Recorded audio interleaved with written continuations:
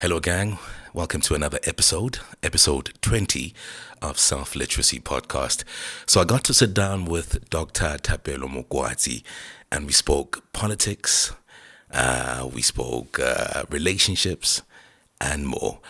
Before I let you go, please remember to subscribe to the channel if you haven't, like the channel, and tell your world about it. Cheers.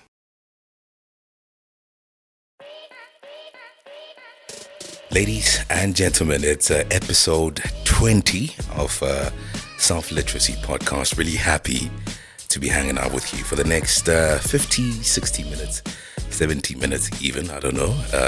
Last time this person was here, in fact, his episode is the longest episode on the network. So we might go on and on and on and on and on and on. So just bear yourself. Okay, that being said, let me introduce my guest. Should I call you guest? Because you're coming back. I don't think I've passed No, he's that not a stage. guest. I've passed that stage. Okay, what do we dub you? An associate, Friend of the podcast. Oh, okay, let's keep it. Yes. Let's keep it less corporate. Yes. Friend of the podcast. So let me welcome our friend of the podcast, Dr. Thapelo Mokoati. Yes. He was here, I think, 2 months ago, 3 months ago. Yeah, something like that. 2 months ago. 2 months ago. Yeah, it was like a very long time ago. Yeah. Yeah. And I remember when we did the episode, the lighting wasn't like this. He was actually seated this side. I was seated that side. So everything is different. But it is what it is. But yes, there's one thing in common that hasn't changed. that you're a Kaiser Chiefs fan. Yes. That's not going to change. Oh my Sorry. gosh. It's You never sure? going to change. Nah, it's never going to change. So yeah, the last time he was here, we spoke politics. We spoke a bit of history. I don't know. We spoke his PhD because he graduated. He's a doctor. So when you see him in public, acknowledge that about him. He's a doctor. He put in the work. Okay. And we're gonna follow the same format today. We're gonna be looking at the week that was. But I think before we get into all of that, welcome back. It's good to have you back here. It's good to be back again. Yes. Yeah. Okay. It's good to be back. How you been, man? I've been good. Yeah. Yeah. I've been working, doing my best, putting in the hours, putting in different shifts. You know, doing something about what I pray for every day.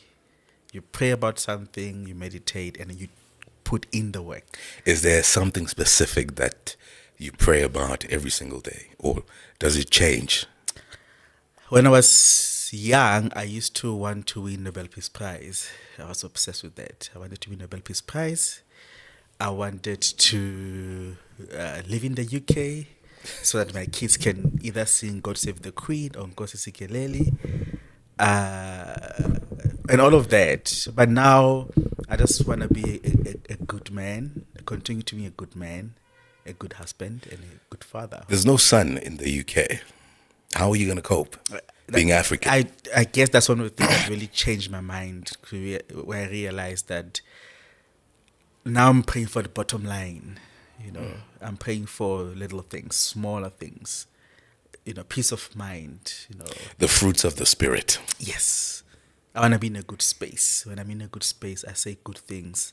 I project good energy. Hey, I cook better. Everything I do, I turn into gold. you cook better. Yeah, I'm happy, and happiness is contagious. Everything you do, you turn into gold. Why do you always have to make references about Kaiser Chiefs references It's because in all that you say? Like I it's don't like get it. it's like talking to people who don't understand how great Kaiser Chiefs is, and they take what it is going through right now as a standard to measure it or to judge it, but we forget. But you how guys great- say this every yeah, year, but, every but the season. sleeping giant will wake up one day. Every year, every season. That's This is the guaranteed. chat. Look at what is happening now. There are quite a number of changes taking place. So now we're in a new trajectory altogether. Yeah. We are talking the talk now. We're not longer in a space where we just go with the flow. You're talking the talk, but are you walking the talk? You cannot walk, you have to crawl. So we are learning how to crawl again. We are reinventing ourselves. We are reinventing ourselves. We are rising from the ashes like a phoenix. Yeah. We're in that space now.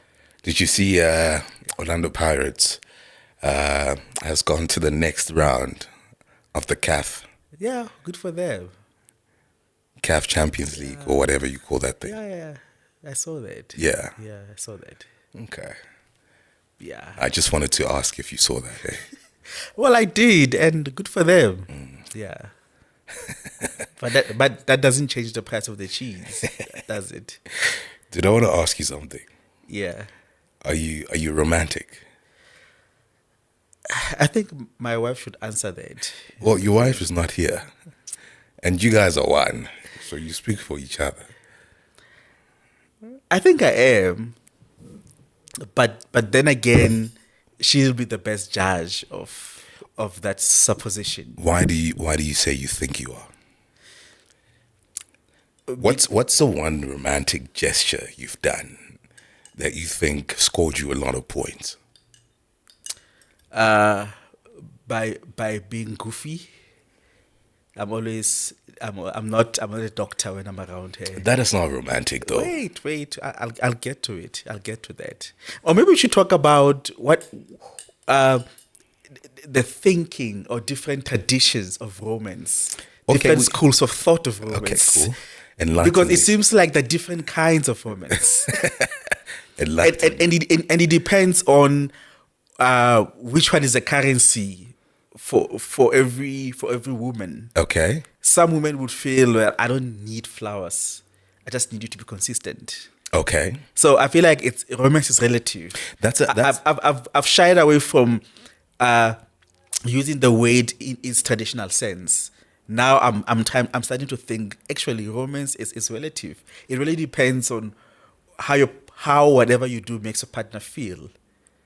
Okay. That's my take. Because the more I think about it, the more I realize we each have our own way of expressing our love for our loved ones.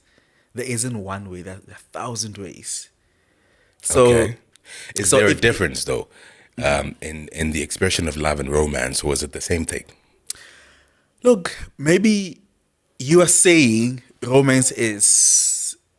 I think you. It seems like you apply the traditional sense of the word, like as in being romantic, buying her flowers, taking her out, buying her favorite shoes, buying a chocolate, all of these things, opening the door for her. All of those things. Yeah. And those are things that I do as much as I can, almost every day. So the consistency of it. Because most of the time it looks like romance doesn't last. It's a you do it for a moment and then it fades away. Is it a honeymoon phase? Honeymoon phase thing. Okay. But I'm talking about a type of romance that lasts forever. That will take your relationship, your marriage to the next level altogether. Got you. Yes. Because to us, growing up, we had a Hollywood version of romance. Just speak to the mic. Yeah, so we had a Hollywood version of romance. That one, where you buy her a box of chocolate, you buy her flowers. It's not even about a box of chocolate. It's not even about flowers. It's the little things. Yes. That's right. Like, for instance, I am a big fan of poetry. Mm-hmm. So randomly, sometimes I don't know why I'm saying randomly sometimes. Randomly, I'll just send a text and say something. Yeah. Yeah, that's what I'm saying. I'm always Out of this world. I'm always. You see, the point here is, if it tickles her fancy, then it's romance. Okay. Yeah, it's not romance until it tickles her fancy. So what are we concluding? You're not romantic. You're romantic. I am romantic. it tickles her fancy.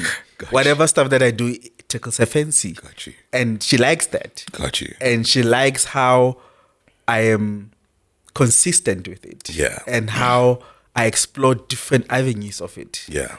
Yeah, it's not the same dry humor every day. I hear you. It's the same dry humor, but in different understandings. Got you. Yeah. I hear you. So I think everyone is romantic, man. I don't think in their so. own way. I don't think so, but I hear you. In their own way. I don't think so, but I hear you. Okay, can you mention one person without exposing them who you think they're not romantic? I have a couple of friends. Or should I? Without mentioning the names, what is it that you can say about them is not romantic? Look, they're not. There's no gestures whatsoever, right? Yeah. No, if I continue talking, the person is gonna know that I'm talking about them. Okay, so let's put it this way: how you define romance is literally what I am or what I do to show that I'm actually romantic. Yes. Yeah. But when you 100%. ask me, are you romantic? My mind, gets into, it starts thinking, am I not? Because I don't often get to be asked that question. That question, yeah. Yeah. Okay. But I think being goofy is one that she enjoys about me. Yeah, not taking myself too seriously, not being self-conscious, saying dumb things and That's laughing. definitely not being romantic, but yeah, I hear you. But Listen, you weigh in, please, into the conversation. But you said, look, Is being goofy he said, romantic? he Yes, said- no, maybe? Look, but you said it's about gestures. It's about small things. Yeah, but it's about being goofy is you've let your guard down. You know what I mean? you have to, if she likes it, Exactly. if But it that's works for her. But that is not being romantic, Tabs. But remember, I said to you that I've come to realize. You asked me this question before, not so, and I thought about it ever since. Then what came to mind was actually there are different interpretations of this thing. In fact, when you look at the term, when you look at the etymology or the origins of the word romance or being romantic, it takes you back to Europe. Okay. Do you get it? Yeah. And how it came to being and how the name came to be. So what I'm saying is people on the ground do the action first of all, or they live out the name first of all, and then later on they name the action, and then linguists, lexicographers coin the word.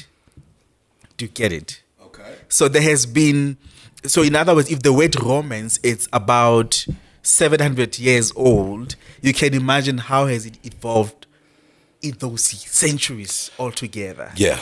To a point we are here I hear and we're you. interrogating the very same I term. hear you. So that's what I'm saying. As per your definition, I am romantic, but you don't think me being goofy is romantic. I hear you. But I guess when you say, if you say every man who's goofy is romantic, then I would say no, not every man is Exactly. romantic. But my way of being goofy It's romantic. is romantic. Okay. To my woman, she likes it. I appreciate It tickles her fancy. I It works for appreciate her. that. However, Okay. I still maintain that she needs to sit right next to you to answer that question herself. I thought you were going to bring her today.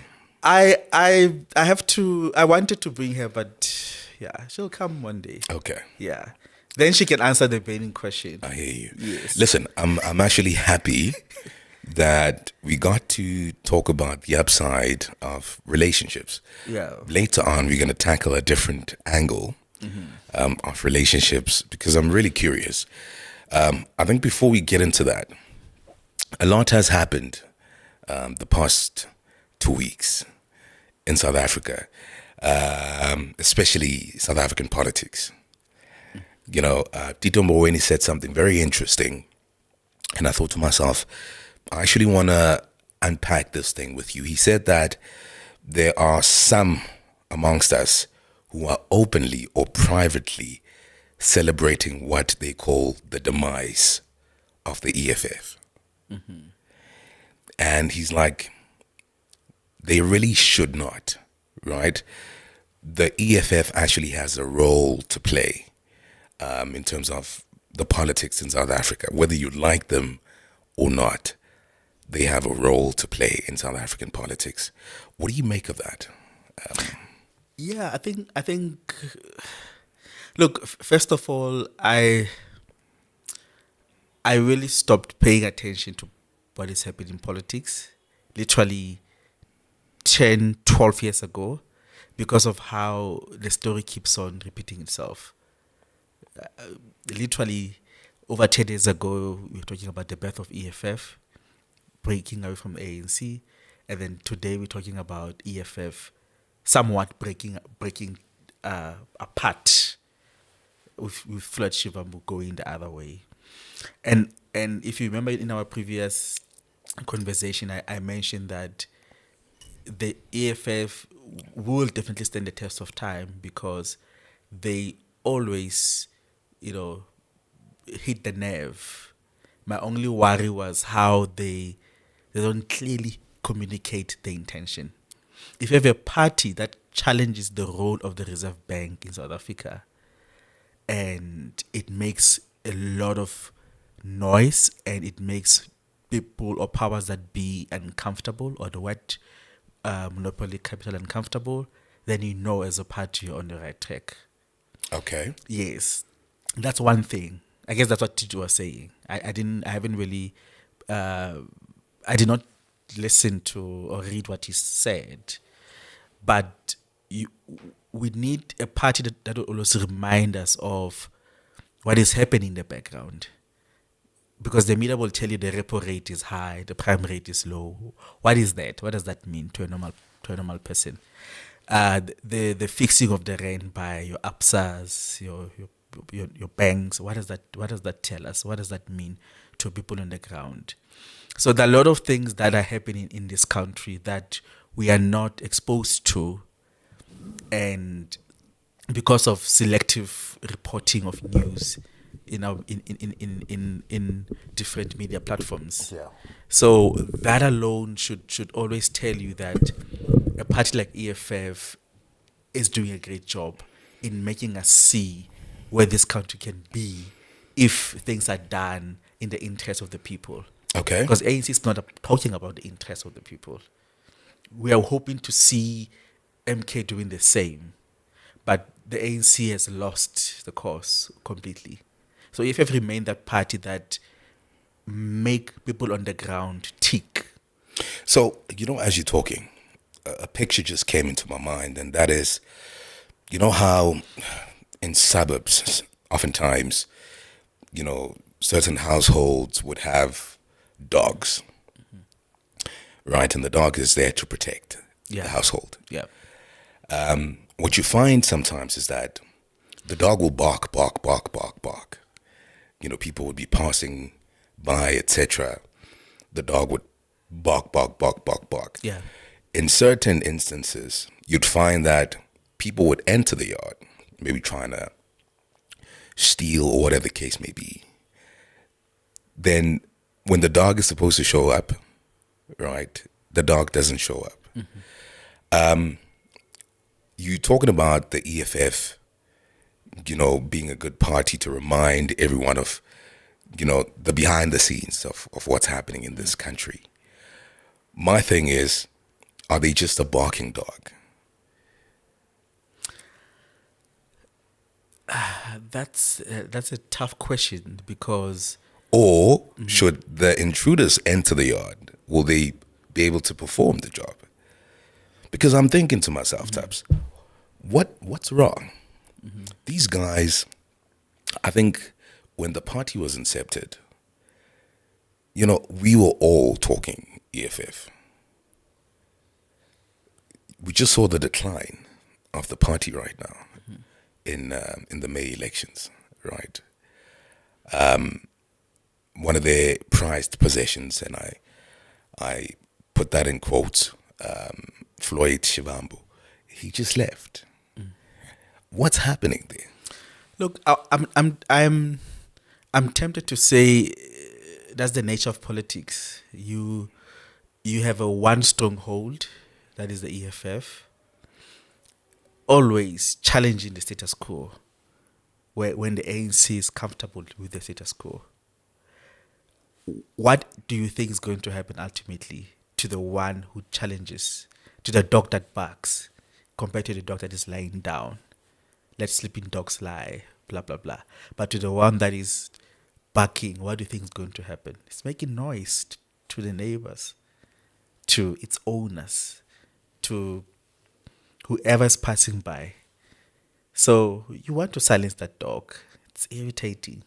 You want to infiltrate the EFF and break it down to pieces.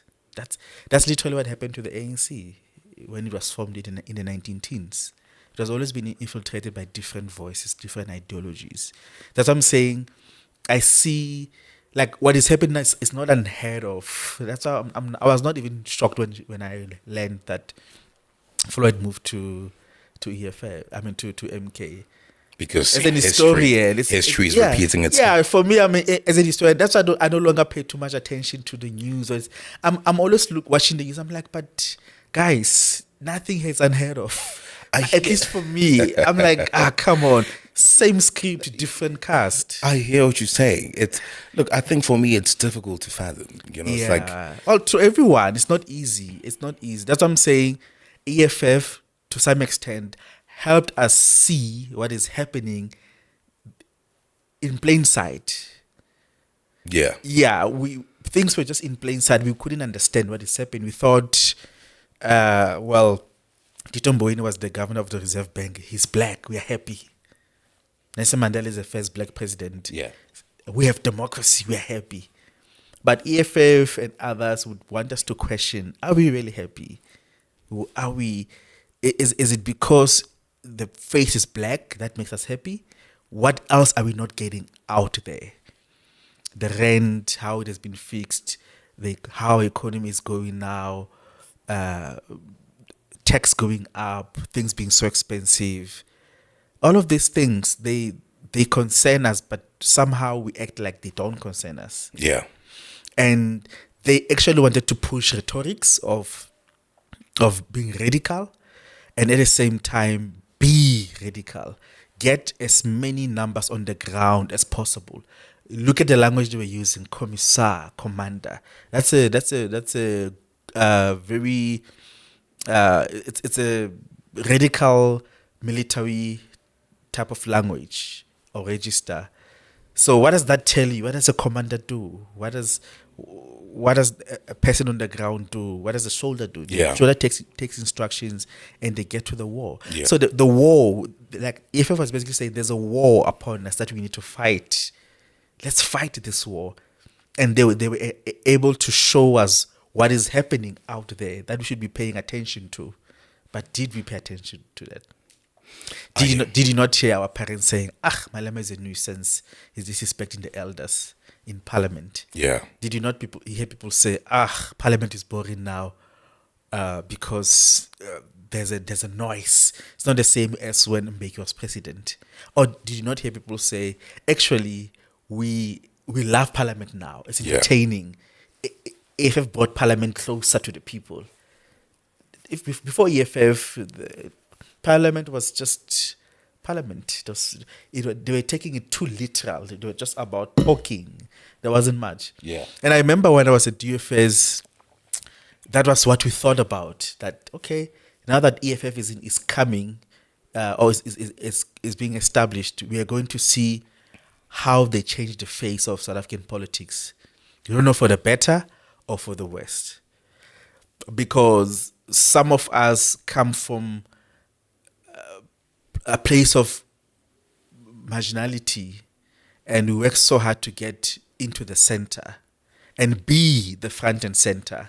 So if I were to walk into parliament, I'll be expected to speak the language, the register, how I conduct myself, mannerism that emulates white people, or those who came before us. Yeah.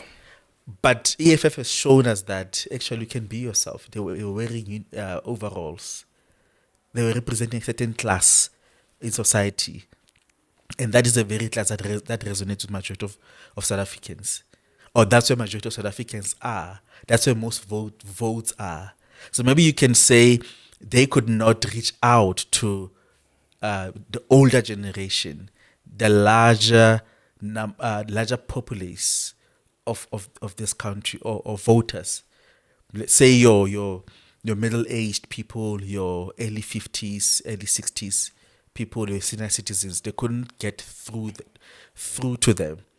We've known that the ANC has a strong hold, or a good hold, when it comes to that type of that age group rather. But then EFF, the strong point was the youth, and especially in varsity, Okay. and so on and so forth. So the point I'm making here is they really tried to show us where we can go and how to go about being the underdog and how to represent the cause of the underdog.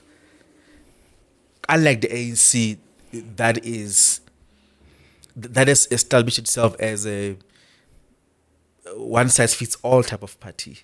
It can speak to the elderly, it can speak to the youth, it can speak to everyone. But EFF's strong point has always been on the young minds, young people, being radical.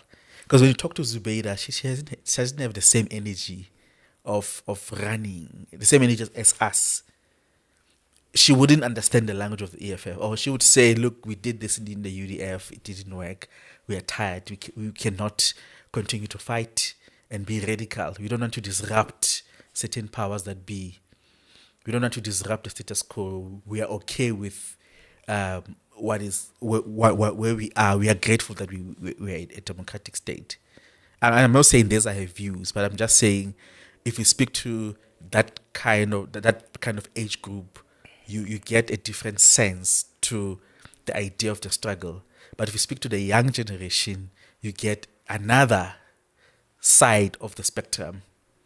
So the young people, represent that radical voice that EFF embodied.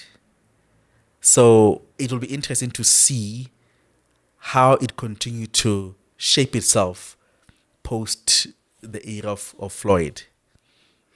Interesting, very interesting. But my point is that I think it has been infiltrated a lot. That's why it is breaking apart. Yeah. I think just in continuation of that, he was saying his reasons for leaving, it's not personal. Yeah. Right. He doesn't want to be part of anything that's quote unquote regressing. He wants progressiveness. That's what he was saying. But there's sort of like been a lot of attacks on him. Yeah. Now, people are starting to attack him. The likes of there's a guy called Sihle Lonzi. I don't know if you know him. No, I don't. Yeah, he's been at it. What do you make of that? What do you make of? What do you think his departure was personal, as the guys are alluding, or are you agreeing with him that it was not personal? I wouldn't know actually, but like I've said before, it's not unheard of. I think It's not okay. Before you continue, Okay, right? yeah. Still on that, Yeah. I think also factor in Julius Malema and his leadership style. Okay. Yeah. Look, like I said, it's not unheard of. I'm not shocked. Nothing about South African politics would ever shock me. Corruption, maladministration, parties breaking away, all of them breaking away from each other, but generally or originally from the ANC. But this is co-founder Taps. Come on. Look, Salvim Simang was the co-founder of the ANC. He left the ANC. He joined other parties. You move on. If Floyd is saying, I think the idea is to read between the lines what Floyd is actually saying. I think that's where we come in as academics or as thinkers, to read between the lines. If he's saying it's not personal, it's political. It simply means that we don't need to pay too much attention to what he's saying, but too much attention to what he's not saying. That silence in between what he's saying and what he's not saying can reveal a lot about whether he's saying it's personal or it's not personal. Okay, what do you think he's not saying?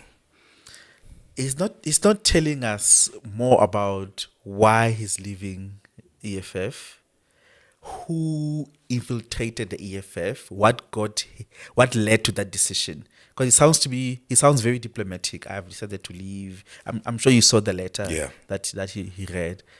That letter doesn't, in my opinion, does not really say much. What exactly is happening in the background? What is the backstory? I'm always interested in the backstory.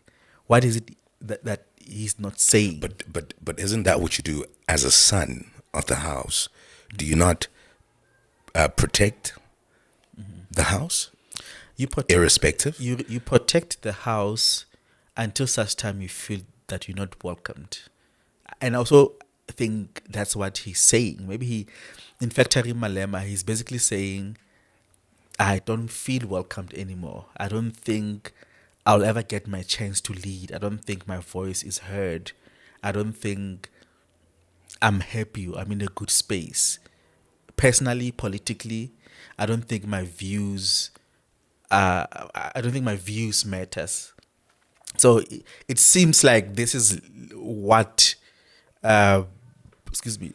whatever he's saying speaks to what he's unhappy about in terms of Malema's leadership. Yeah. There's that connection. Because you talk about him being diplomatic, right? His letter, what he says in the letter, it reminds me of Noah in the Bible. Yeah. Remember his two sons. One of his sons saw him naked and he started mocking him. The other son came and covered the father. And as I alluded a couple of moments ago, as a son, that is what you do. Yeah. And him being co-founder of this party, I mean, these guys, they come a long way together. Yes. So I would be diplomatic as well if I was Floyd. But that's the thing about public faces, public figures. They never want to say it like it is. Maybe that's why we have podcasts today. Yeah. To tell your story for what it is. Not to mince your words or to sound politically correct or to protect certain interests, but to speak your mind, to speak from the heart. It might get messy.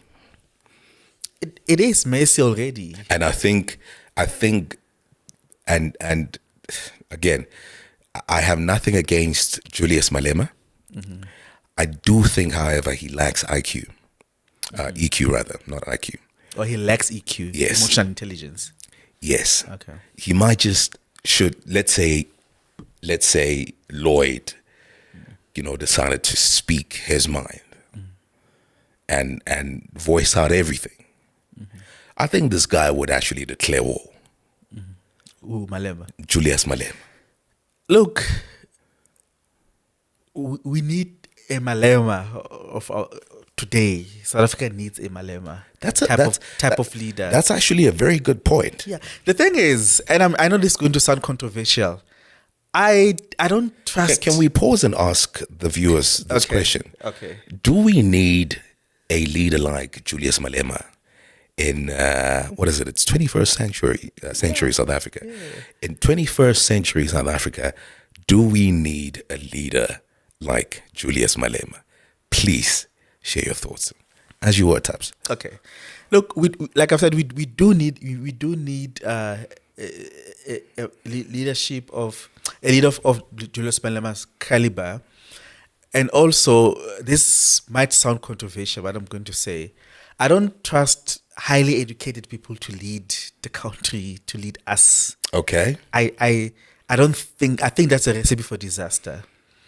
Wow. I wasn't expecting to hear this from you. I know. But you have, I guess what we should be talking about here when we look at Floyd and Julius is how these two are complementing each other. One is a populist who ended up going back to school and getting a degree and looking gentlemanly. People thought he toned down his radicalism. He doesn't say white people are racist anymore. He doesn't talk a lot about white monopoly capital. There's a toning down that happen over time, and that's the nature of the beast. You start off with your niche, because you know you're never gonna change the system. Who can ever change the system? You start off with your niche, and it gets you numbers, it gets you attention, it gets you the money, the respect, what have you. Once you are inside, then you start to continue to question the status quo. But once you get used to understanding that actually I thought I could change the system from the outside. Now I'm inside. I still find myself in the same position of not being able to change the system, and understanding that no political party can actually change the system.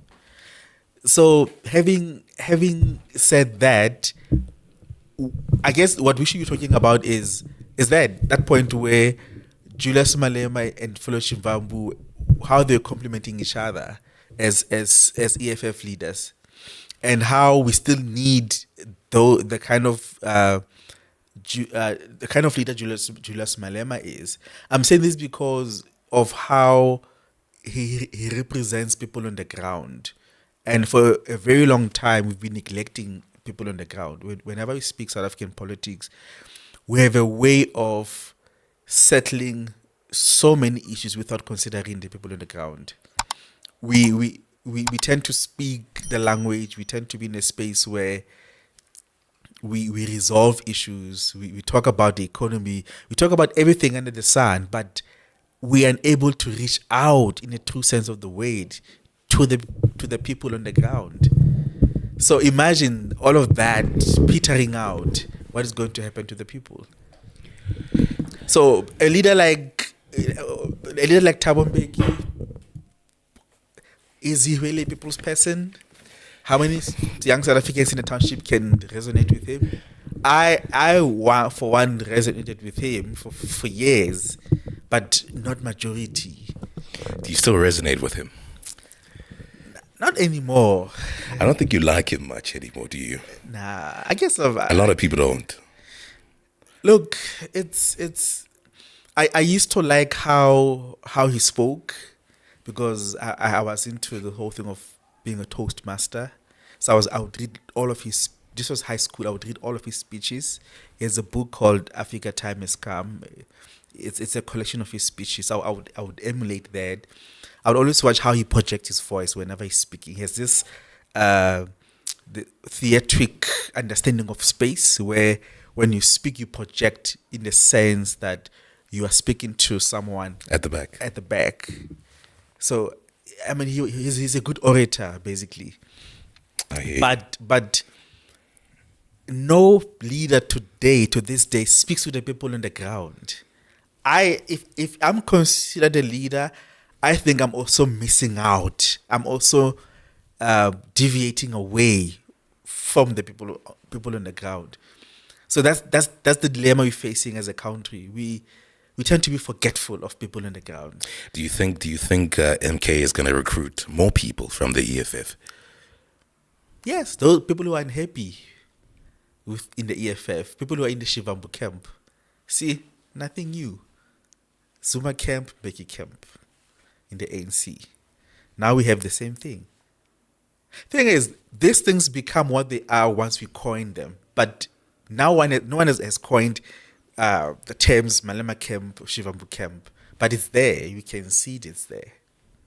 And what do you make of what he said about Ndlozi's wife? Because I think either the MK or Floyd posted something on Instagram, and she liked that post. Mbuyiseni and Ndlozi's wife, and Malema went on a tangent, talking about loyalty. This is me paraphrasing, talking about loyalty, that these people are not loyal, etc. What do you make of that? I found that really ridiculous. Yeah, that's just me though. Like I've said, what he's saying and what he's versus what he's not saying, and the gray area in between. So I sort of saw that on X, Yeah. on Twitter, and what is wrong with that? What is wrong with what? With Mabatu Oh, liking. exactly. Yeah, what is wrong with that? I thought you were asking what is wrong with him saying what he said. No. I was asking what is wrong with Nothing that. is wrong with that. I don't think But anything he is wrong doesn't with think that. so, though. He thinks that something is wrong. But that's why I mentioned that there's no EQ there. And No. so how do you lead?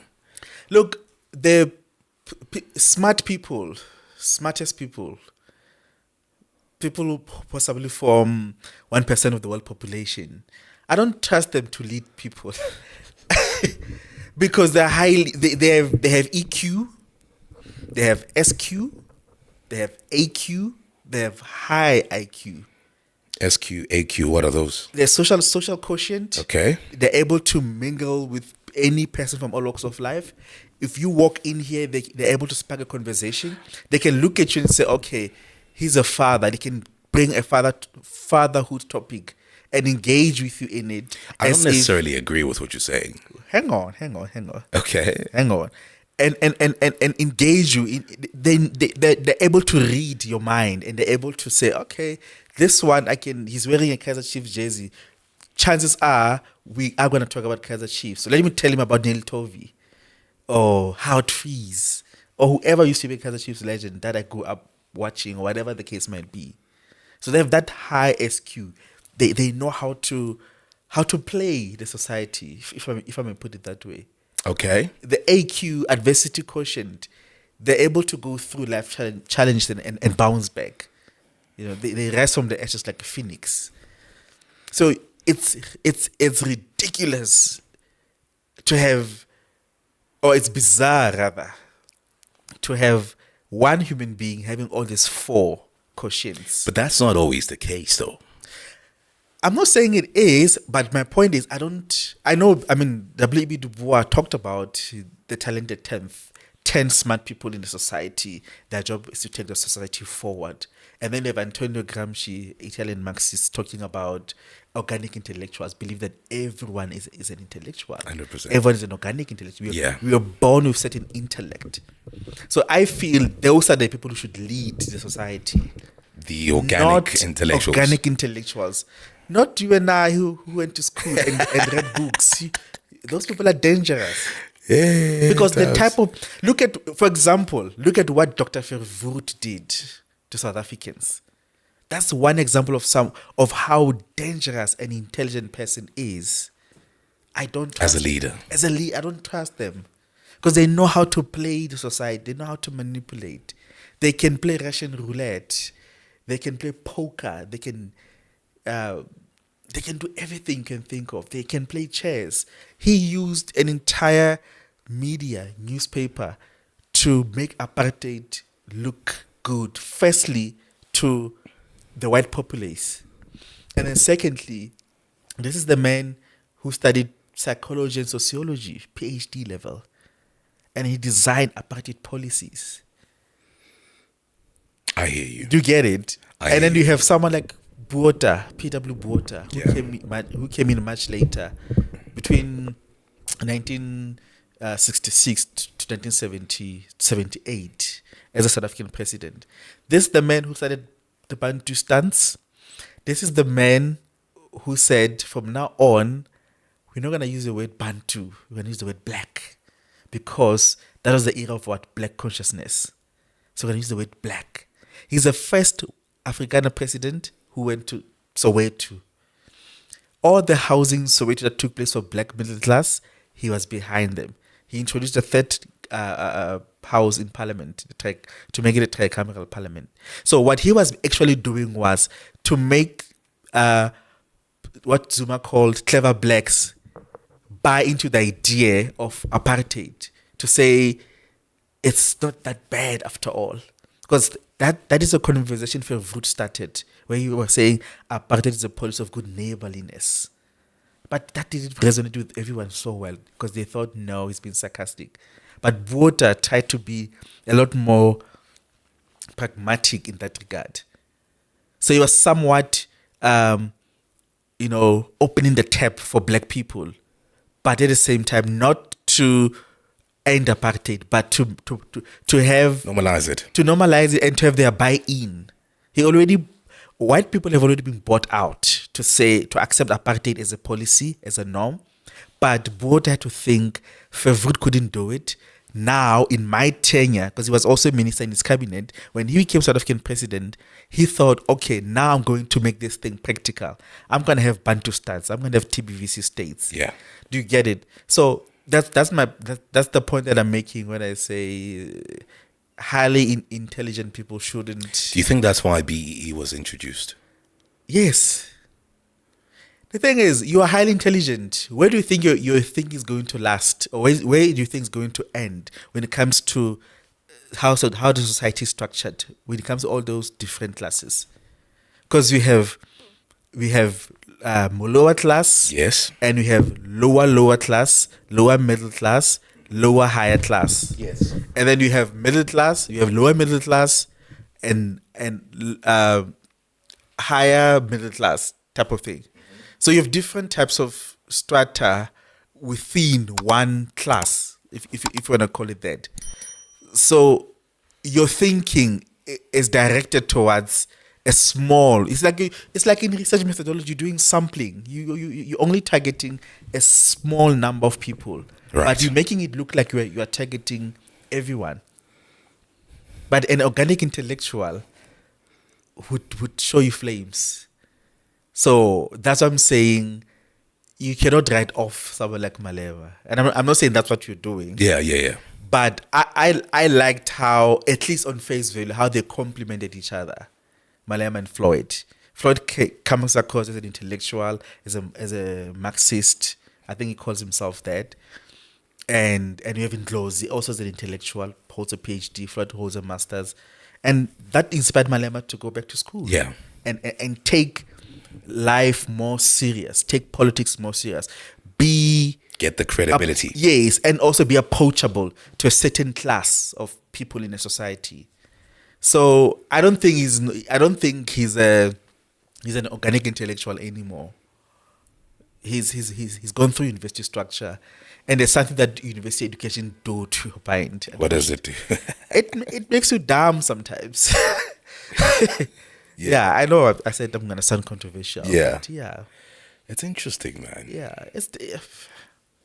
It's Look at Trump. Look at Kamala Harris. I would have been. I would have loved to be an American under Trump tenure than Obama's tenure. I would have loved to be an American under George Bush tenure. Why is Bush that? Jr. Because these are the people who are regarded as they're not intellectuals, if you want to put it that way. They have a certain type of intellect that is not generally centered. So would they fall under organic intellectuals? To some extent, yes. Okay. Yeah. So my point is, I still think, in fact, it will be interesting to see what happens in the EFF post Shivambu. Yeah. I think that's what I'm also interested in. Because, like you said, Shivambu and Ndlozi, I think we're like pillars of there's a Sotho say, Maras na dihlwela awela.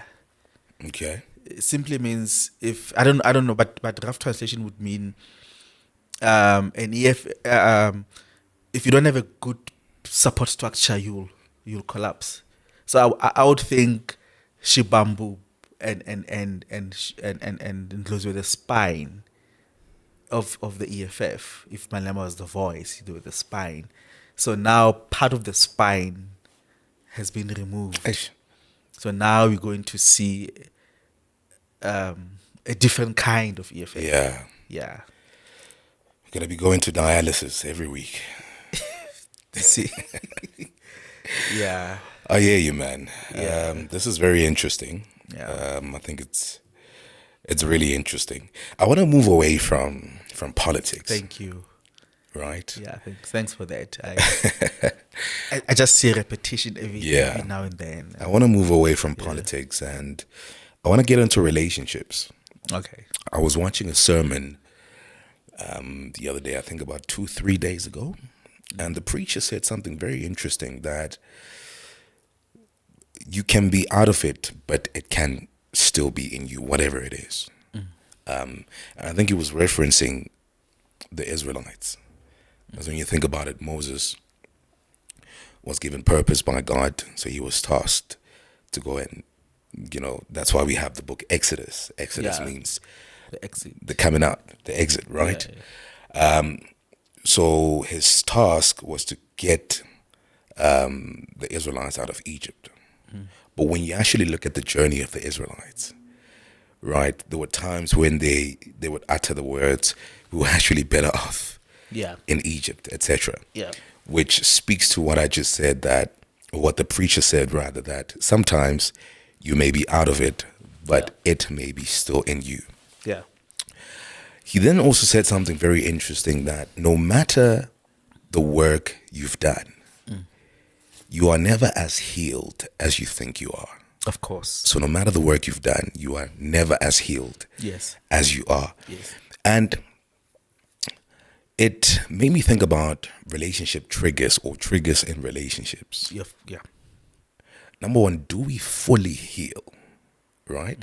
So we've established that no, Yes. we never fully heal.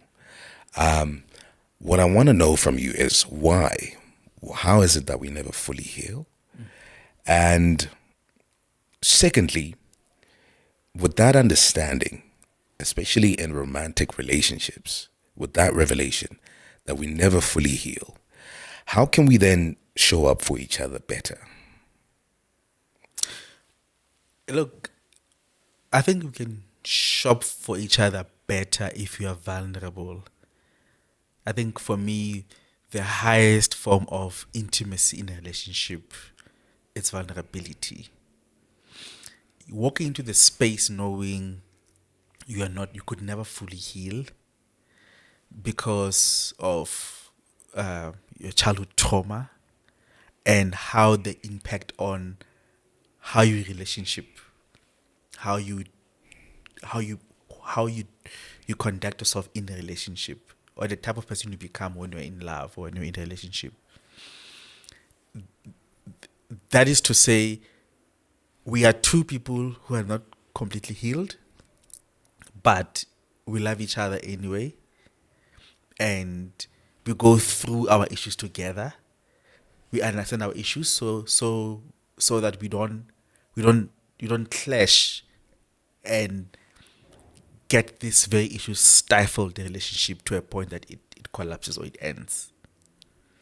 What I've learned about that is actually intimacy, or should I say, yes, intimacy in relationships reveals your childhood trauma.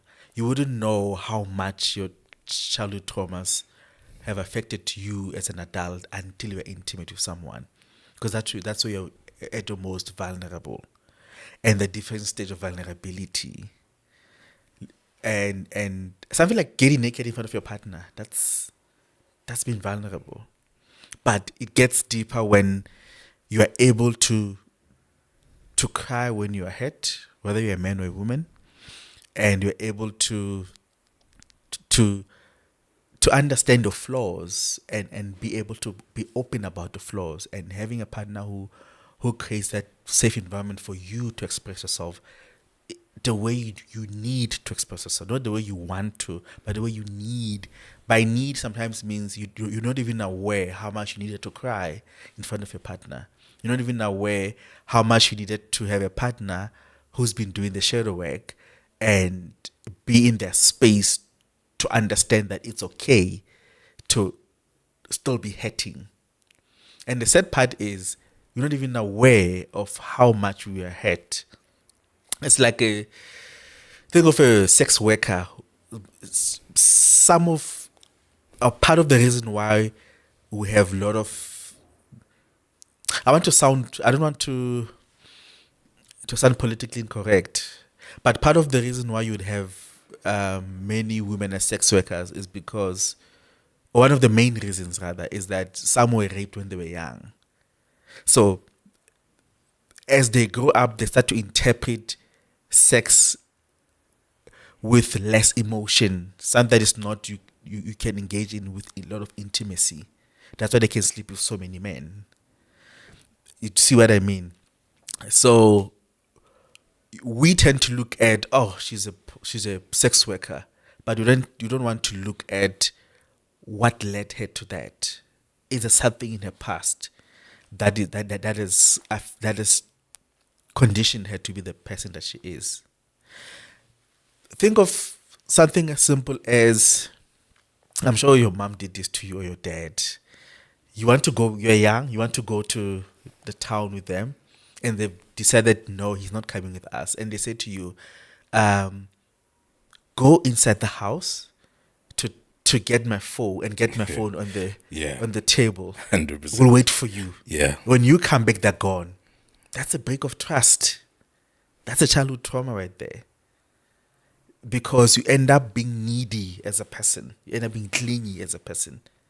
Or your mom is seated in the house or outside, and then she says, or your dad for that matter, and then he says, or they say, come here, I'm not going to spank you. Come on, I wouldn't do that.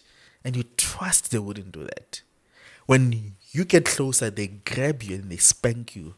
And then you cry. Sometimes you don't cry because you are hurt physically. You cry because you feel betrayed. But in that stage, you don't know how to say, I'm betrayed. You don't have the words yet. You don't have the vocabulary to express yourself. It's exactly how you feel.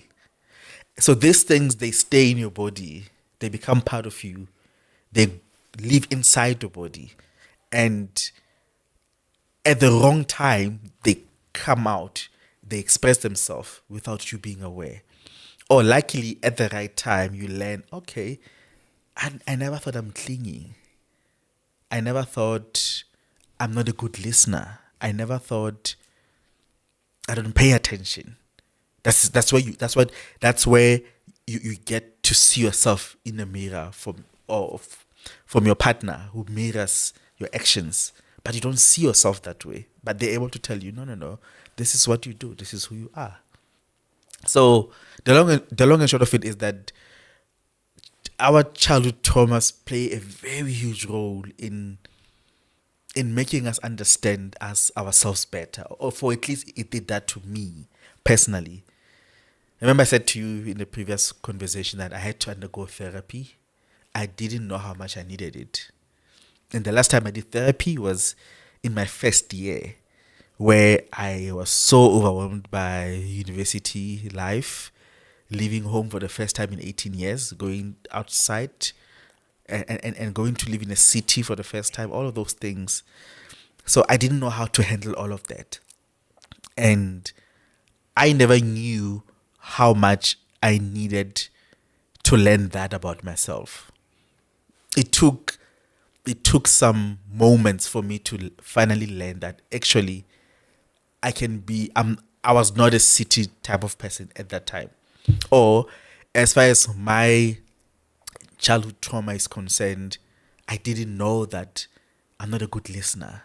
I didn't know that I'm clingy. I didn't know that I'm greedy. But these are the type of conversations people don't want to have with themselves or with their partner, because they always want to present themselves as perfect or as okay-ish, if you want to call it that. Yeah. So you and that's why most people don't want to fall in love. That's why most people don't want to be in serious relationships. They just want to because it requires a lot from them. Exactly. You need to undress yourself. Let go of the labels, the looks. You have to be bare. You have to be. Thank you. That's the word. You have to be bare, and not everyone wants to do the shadow work and be bare. Yeah, I get that. Yeah. Because I think we live in an assumption a lot. Because one person might become bare in front of, their partner or whatever, and get laughed at, Yeah. ridiculed, etc. Yeah. But I always say there's nothing safe about romance. Yeah. There's no safety in romance. We're going back to that topic. But how is it that we never fully heal, Taps? It's because we don't know that we are hurt until you are arrested and the charges are gender-based violence or assault. That's on a bigger scale. Or in a smaller scale, she leaves you because you don't know how to communicate your emotions.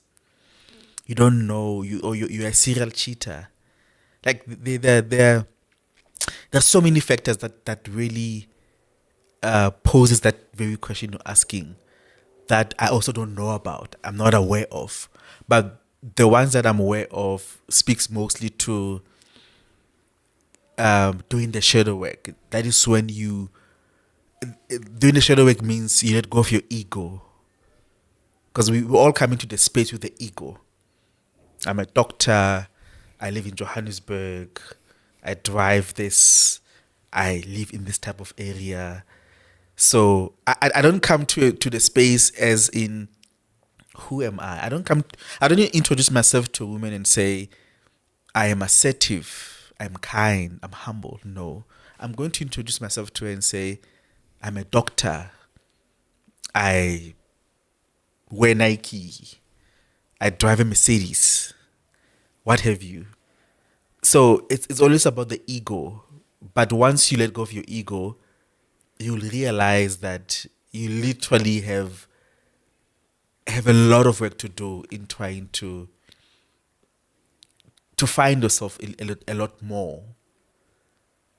I don't know, but that's my take on that matter. Yeah. Another thing is understanding that if you are ready to be in a serious relationship, you have to stop being self-absorbed. Hey. You have to be selfless. But before you become selfless, you need to do the shadow work. You need to understand that you are not as cool as you think you are.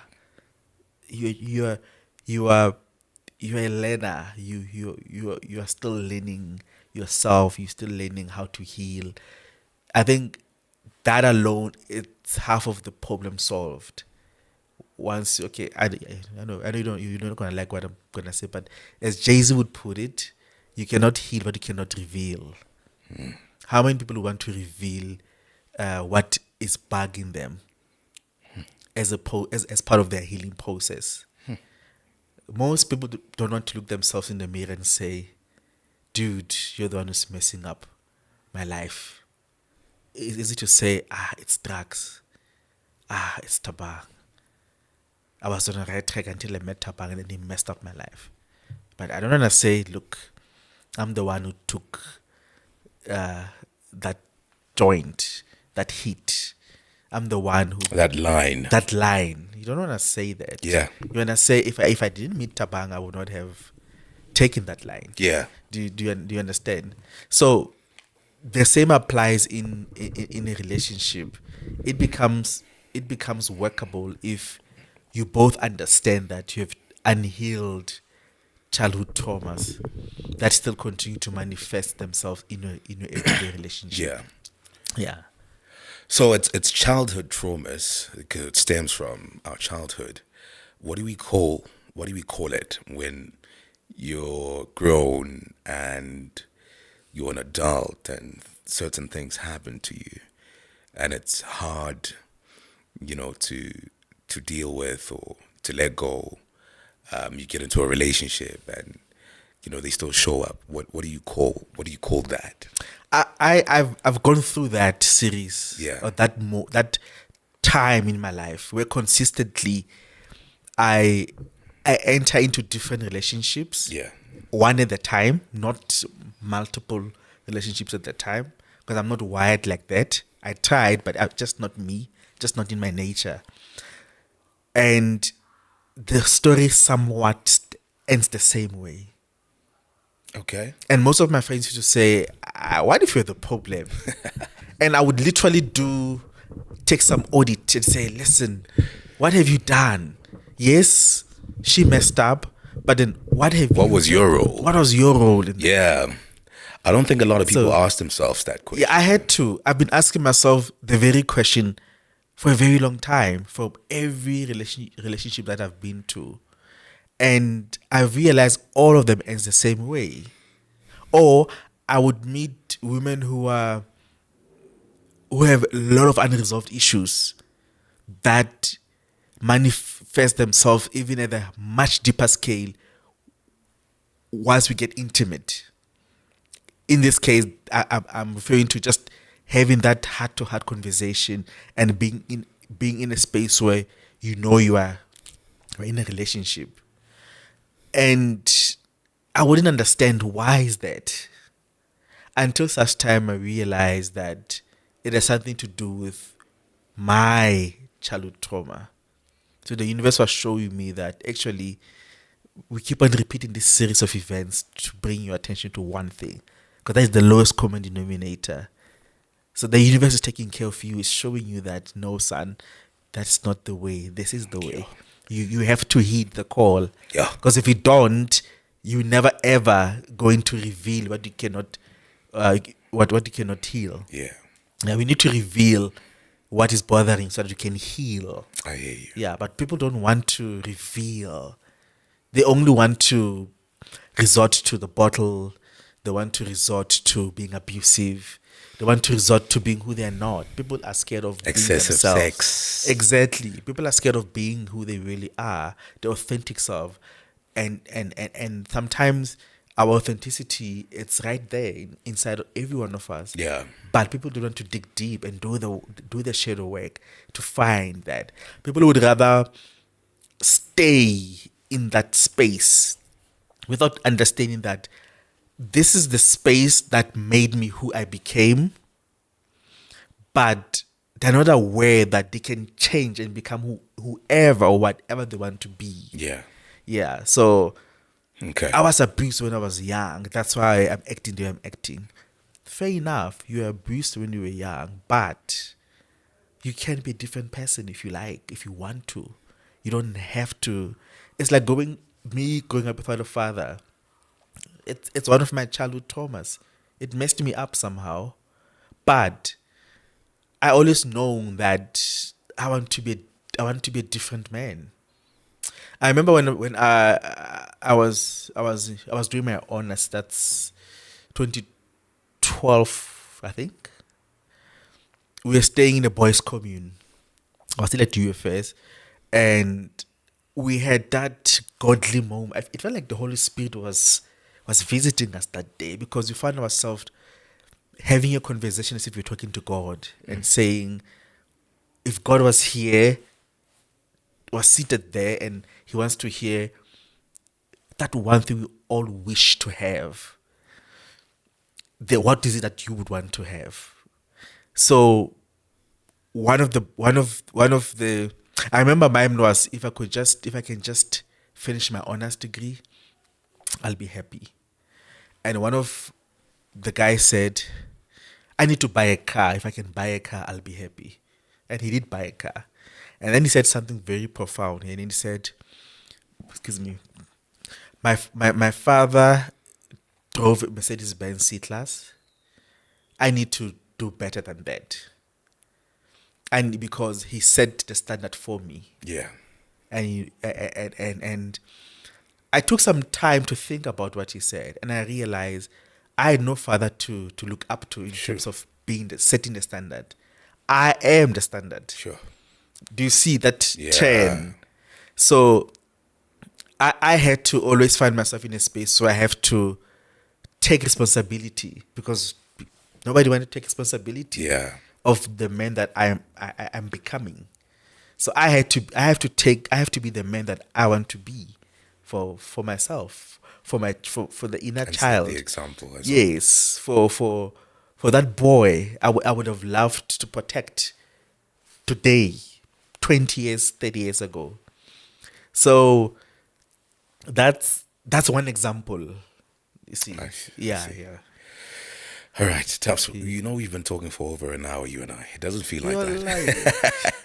It never feels like that. Come on. Do I really talk too much?